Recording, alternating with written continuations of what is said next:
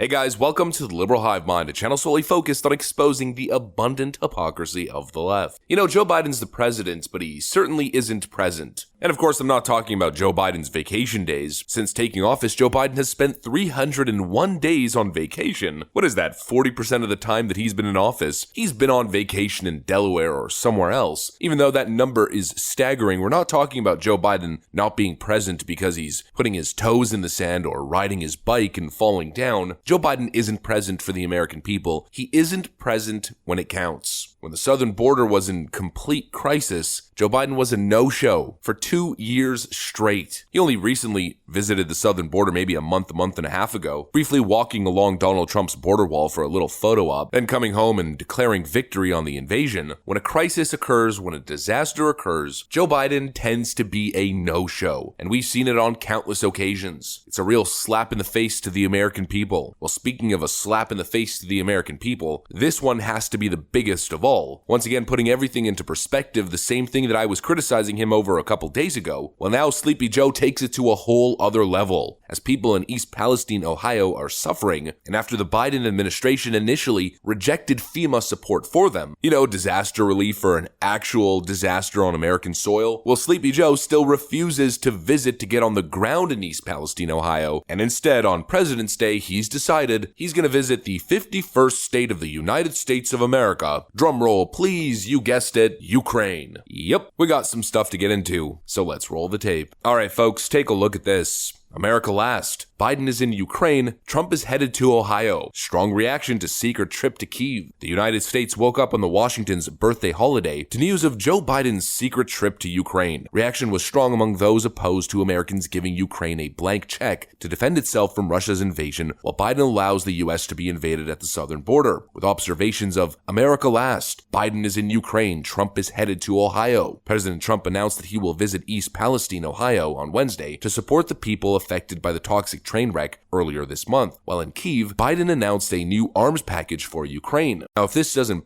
put it into perspective, then nothing will. Sleepy Joe is making a surprise visit to Ukraine, buddy alongside Ukrainian President Volodymyr Zelensky. And on friggin' President's Day of all days, he decides to celebrate the national holiday not on national soil but abroad, defending another nation's border, promising more unchecked billions of dollars in arms and aid headed to the Ukrainians while Americans continue to suffer. The economy is in shambles. The southern border is in full crisis mode. It's a literal invasion. People in East Palestine, Ohio, after a toxic chemical spill, are breaking out in rashes and reporting headaches. The conditions are so bad that one woman who News Nation has been in contact with has rashes on her body after showering. Caitlin Schwartzwelder and her boyfriend Chris, after being evacuated, came back home today. But she says she broke out in a rash almost instantly. Now's a moment where American citizens need a leader, need their president to show that he cares. But Sleepy Joe Biden only cares about one thing: the globalist war in Ukraine. Sleepy Joe seems more like the president of Ukraine than he does the president of America. On a day where he should probably be addressing domestic issues, he's giving a surprise speech in Ukraine. And it's going pretty much as good as you'd expect. You know, if Joe Biden doesn't get 6 adrenaline shots in his buttocks and doesn't have 3 weeks to rehearse ahead of a speech, well, it gets a little rough for Sleepy Joe. We built a coalition of nations from the Atlantic to the Pacific, NATO in the Atlantic, Japan in the Pacific. I mean, across the world. Pretty much what you'd expect. I don't know, call me crazy. I appreciated Jimmy Dore's speech a whole lot more on domestic soil. Do you know we could end this war today through diplomacy, but our politicians want to enrich weapons manufacturers so they keep donating to them to the tune of $100 billion. Chris Hedges has called America a mafia state. Systems of governance that are seized by a tiny cabal become mafia states. The military-industrial complex and the Ukraine war represent an orgy of looting and corruption.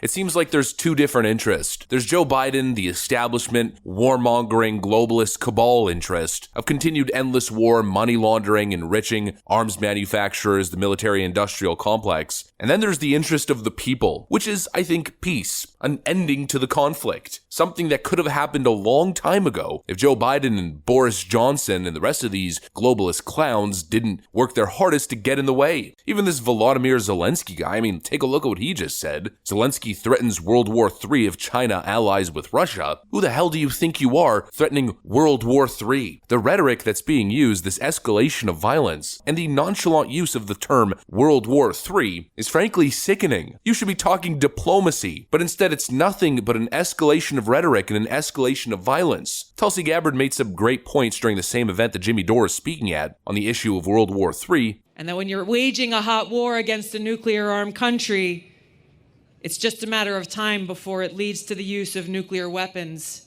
at any moment. And here's the insanity of it all.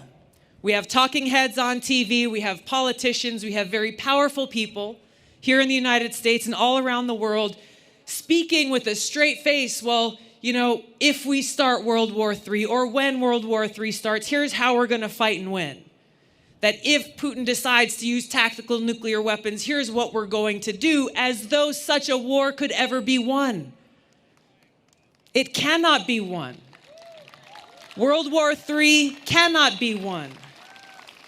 They're living in this archaic mindset of World War I and World War II and not facing the realities that we have today. There is no way to win a nuclear war. There is only one end, and that is a nuclear holocaust. Exactly. There is no World War III. There's peace or nuclear apocalypse. I think most people, most citizens, especially the Ukrainian people, would probably prefer peace. But these so-called quote-unquote leaders seem intent on perpetuating the current status quo, which is global chaos and conflict. Joe Biden gets elected and the first point of order was destabilizing the Middle East and further enabling conflict in Eastern Europe. It seems as though the globalist cabal wants to bring us back into a Cold War and possibly into a World War. You know, and speaking about the blank check for Ukraine, I tend to use the figure over $100 billion in aid so far. Well, that number's already getting outdated. The US is now on pace to reach $200 billion in aid to Ukraine. All this money spent and it's been a year since Russia invaded, and no progress has been made. None whatsoever. No peace talks. Joe Biden taking these supposed diplomatic trips, but not engaging in diplomacy at all. Rather taunting Russia with his presence and with his words, and promising more American riches to be laundered through the Ukraine war cycle. It's a real double slap in the face, enabling further conflict, wasting more American taxpayer dollars on something that isn't in American interest and global interest, all the while totally ignoring domestic issues. Imagine how fast domestic issues could be solved if wasteful foreign aid spending was cut, or if these warmongering goons would stop adding fuel to the global conflict fire. You know, ironically enough, it's the same Democrats who tell us that the war machine, military spending, is getting in the way of being able to fund